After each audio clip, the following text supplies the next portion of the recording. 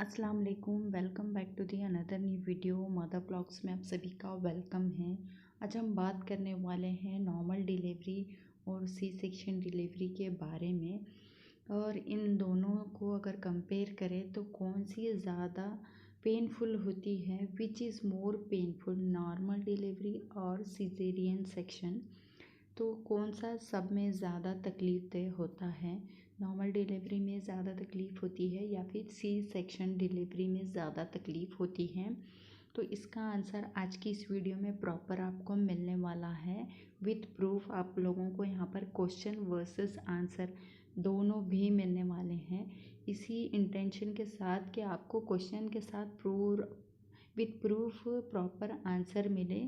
ये इंटेंशन है मेरा इस वीडियोस को बनाने का। तो मुझे नॉर्मल डिलीवरी का एक्सपीरियंस भी है और सी सेक्शन का भी एक्सपीरियंस है, तो वो भी शेयर करूँगी, मेरा एक्सपीरियंस भी यहाँ पर। तो चलिए पहले तो क्वेश्चन तो आप लोगों के साथ पढ़ लूँ। Which is more painful, normal delivery versus C section?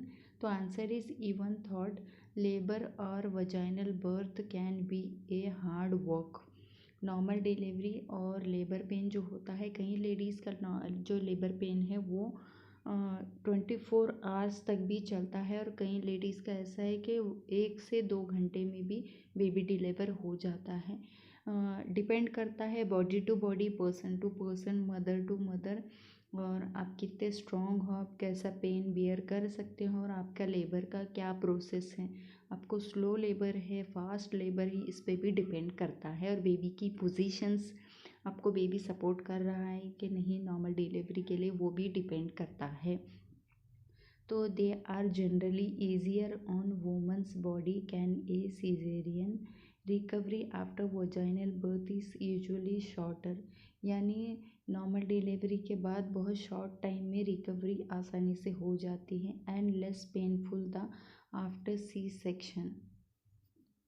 यानी सी सेक्शन के बाद थोड़ा कम कहा गया है, यहाँ पर लिखा भी है, आप देख सकते हैं। Vaginal birth is usually shorter, यानी जो नॉर्मल डिलीवरी है वो बहुत शॉर्ट है, and less painful then after C section, यानी सिजेरियन सेक्शन के बाद पेन कम होता है, ऐसा कहा गया है। And allows the women to spend more time with her baby. तो सी सेक्शन के बाद पेन कम इसलिए होता है कि हमें पेन किलर दी जाती है, और कुछ दिनों तक हमें पेन समझ में नहीं आता। जैसे जैसे वक्त के साथ साथ सब कुछ चीज़ें जैसे आगे बढ़ती जाती है, हमें नसों में दर्द, बैक पेन वगैरह, स्टिचेस में पेन, ऐसे दर्द स्टार्ट होते हैं। अब नहीं, प्रेजेंट टाइम पे नहीं फील होते, मगर बाद में उसका इफ़ेक्ट हमें दिखता जाता है स्लोली स्लोली। और नॉर्मल डिलीवरी में आप खुद से अपने सारे काम कर सकते हो, बेबी को इजीली ले सकते हो, उसे आराम से ब्रेस्ट फीड करा सकते हो, आप उठ सकते हो, बैठ सकते हो, वॉक कर सकते हो नॉर्मल डिलीवरी में। तो मेरा एक्सपीरियंस बताऊँ तो मेरी नॉर्मल डिलीवरी का प्रोसेस जो है वो बहुत फास्ट था, और कुछ ही घंटों में मेरी नॉर्मल डिलीवरी इजीली हो गई थी अल्हम्दुलिल्लाह। मुझे नॉर्मल डिलीवरी थोड़ी बेस्ट लगी compare to C section delivery. C section का मेरा 2 एक्सपीरियंस है, 2 नॉर्मल डिलीवरी का एक्सपीरियंस है। 2 नॉर्मल डिलीवरीज़ में मेरी इजीली हो गई थी, मुझे ज़्यादा तकलीफ़ नहीं थी नॉर्मल डिलीवरी में। सी सेक्शन होने का रीज़न ये कि मेरा जो पानी था बेबी के अराउंड, जो एमनियोटिक फ्लूइड, पानी की कमी, यही एक रीज़न था, इस वजह से मेरा सी सेक्शन हुआ था। मेरी 3rd डिलीवरी सी से हुई है और 4th सी से हुई है।